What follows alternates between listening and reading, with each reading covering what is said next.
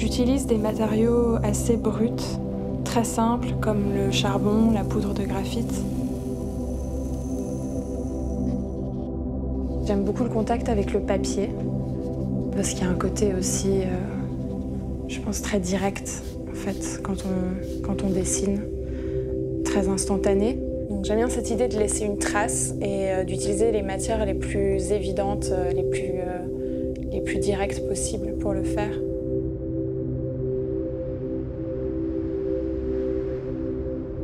C'est vrai que je suis très attirée par les grands espaces, peut-être parce que j'en ai peur ou que quelque part j'essaye de les faire tenir sur l'espace d'une feuille et j'ai envie de me les approprier ou de mieux les connaître en les dessinant. Il y a quelque chose de vertigineux quand on regarde le ciel et pourtant on peut le mesurer, on peut essayer de le faire tenir sur une feuille.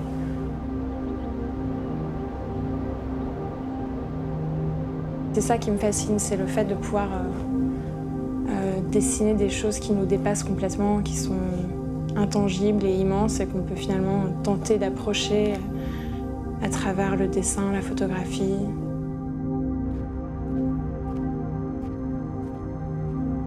Moi, j'ai découvert ces petits miroirs de survie et j'ai été immédiatement saisie par la qualité de ces objets qui datent des années 40 et qui permettent d'envoyer des signaux de détresse lorsqu'on est perdu dans un désert ou en forêt ou en pleine mer.